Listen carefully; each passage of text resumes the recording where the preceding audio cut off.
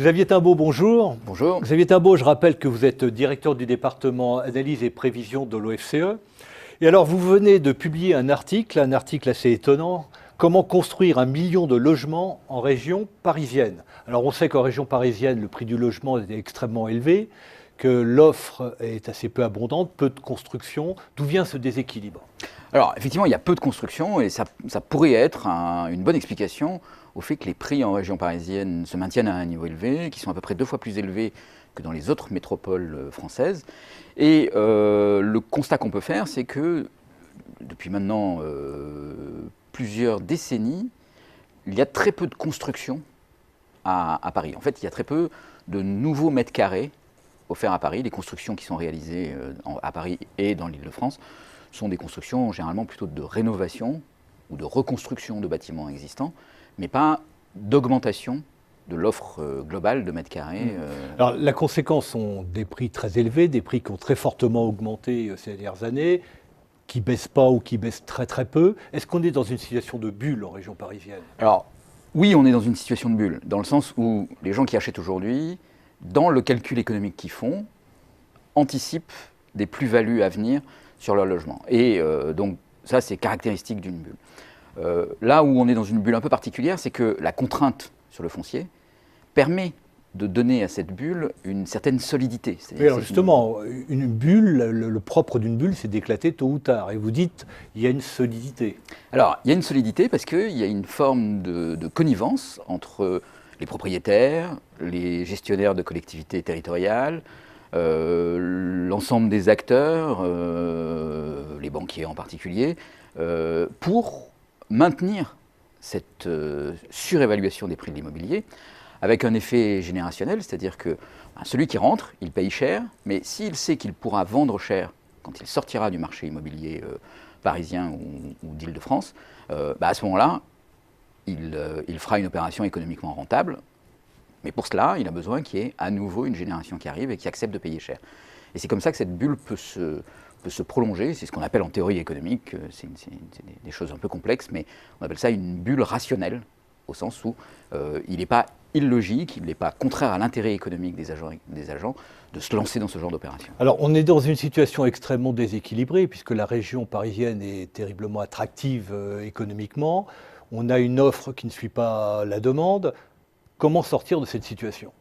Alors, pour sortir de cette situation, l'idée, c'est justement de pouvoir d'abord profiter des effets d'agglomération, parce que si Paris est attractif, c'est parce qu'il y a plein de gens qui s'y agglomèrent et qui, en étant les uns sur les autres, les uns avec les autres, sont à la fois plus productifs, plus créatifs et plus ouverts sur le reste du monde. C'est un aspect important. Donc, aujourd'hui, en limitant le nombre de mètres carrés construits, probablement on limite les gains que l'on aurait à l'effet d'agglomération.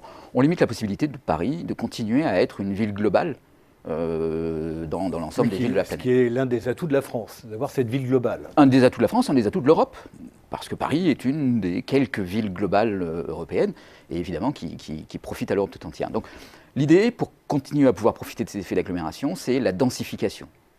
Alors la densification, c'est un processus... Il y a une vraie rareté du foncier en région parisienne? Il y a une véritable rareté du foncier en région parisienne, en particulier plus on s'approche du centre de Paris, donc évidemment Paris intramuros, mais aussi la première couronne, où là le foncier est rare.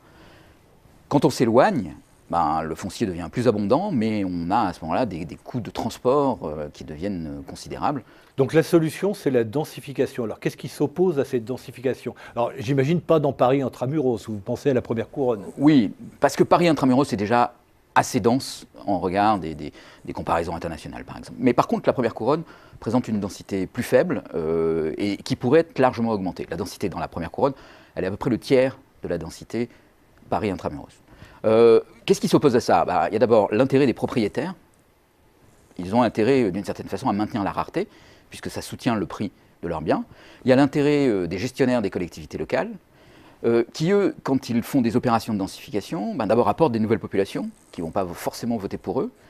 Ensuite, ils créent des mécontents, parce que la densification, c'est plus de population, donc c'est des problèmes de voisinage, c'est des problèmes de saturation des services publics. Donc densifier, c'est contre-productif politiquement et c'est un frein important. Très probablement. Et c'est en tout cas une stratégie qui est souvent directement exprimée comme cela. Il ne faut pas augmenter la population, parce qu'augmenter la population, c'est compromettre les équilibres politiques et sociaux à l'intérieur d'une commune. Donc, alors, densifier, ça veut dire construire plus en hauteur. Comment peut-on s'y prendre compte tenu de ces freins de la part des propriétaires, de la part des collectivités locales?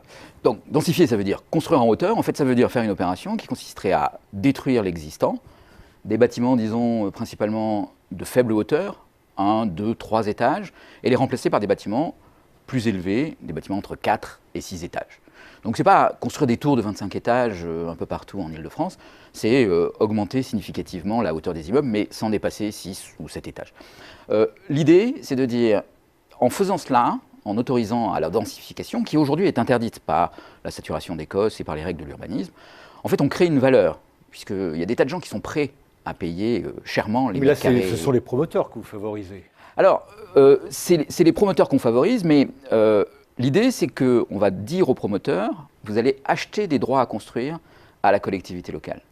Et si la collectivité locale leur vend des droits à construire, en fait, la collectivité locale va récupérer une partie de la rente qui sera créée au moment de la densification.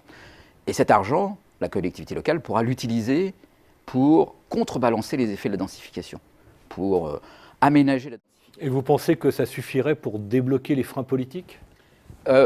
Si on fait des calculs là-dessus, et disons qu'on a un prix de vente du droit à construire qui est de l'ordre de 1 000 € le mètre carré, compte tenu de prix en première couronne qui sont entre 4 et 5 000 € le mètre carré, donc qui représentent à peu près 20% de la valeur finale du mètre carré construit, on change très significativement les équilibres financiers.